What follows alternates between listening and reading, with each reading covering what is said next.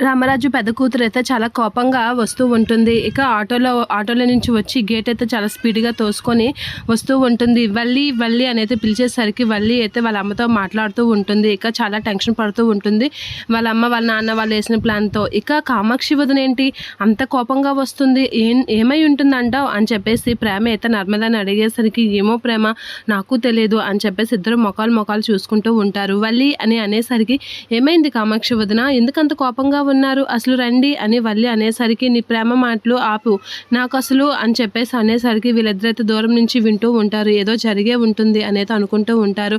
ఏమైంది అని వల్లి అయితే చాలా టెన్షన్ పడేసరికి, వాళ్ళిద్దరేమో ఆడపడుచుల కట్నం ఇవ్వకుండా ఏకంగా దాటేశారు. నువ్వు ఏకంగా ఒక అడుగు ముందే వేసి నాకు రోల్డ్ గోల్డ్ నగ ఇస్తావా అని చెప్పేసి కామాక్షి అయితే వల్లిపైకి విరుచుకు పడుతూ ఉంటుంది. అలా వల్లిపై విరుచుకు పడగానే ఒక్కసారిగా వల్లి అయితే షాక్ అవుతూ ఉంటుంది. ఏంటి నగ గోల్డ్ అని తెలిసిపోయిందా అని అయితే షాక్ అవుతూ ఉంటుంది. ఇక కామాక్షి అయితే ఈ విషయం మా నాన్నకి ఎలా అయినా చెప్పేస్తాను అని అనేసరికి, ఏమైందమ్మా ఒకసారి ఆగు అని భాగ్యం అయితే ఆపుతూ ఉంటుంది.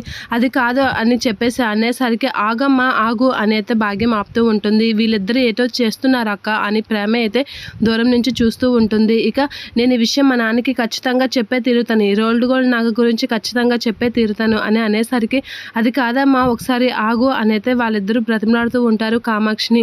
కామాక్షి వదిన ఏంటి వాళ్ళు తెగ బ్రతిమలాడుతున్నారు, ఏమై ఉంటుంది అక్క అని నర్మదా ప్రేమ అయితే అనుకుంటూ ఉంటారు. ఇక వదిన ఒకసారి వినవా, మేము చెప్పింది వినవా అని చెప్పేసి అనేసరికి, ఏం చెప్తారు మళ్ళీ ఇంకో రోల్డ్ గోల్డ్ నగ ఇస్తారా నాకు అని అనేసరికి, అది కాదమ్మాయి అని చెప్పేసి ఆ నగ గురించి అయితే మాట్లాడుతూ ఉంటారు. ఏదో కానీ జరుగుతుంది అని చెప్పేసి నర్మదా ప్రేమ అయితే షాక్ అయి అలా చూస్తూ ఉంటారు. కామాక్షిని అయితే వల్లి భాగ్యం ఐస్ చేస్తూ ఉంటారు.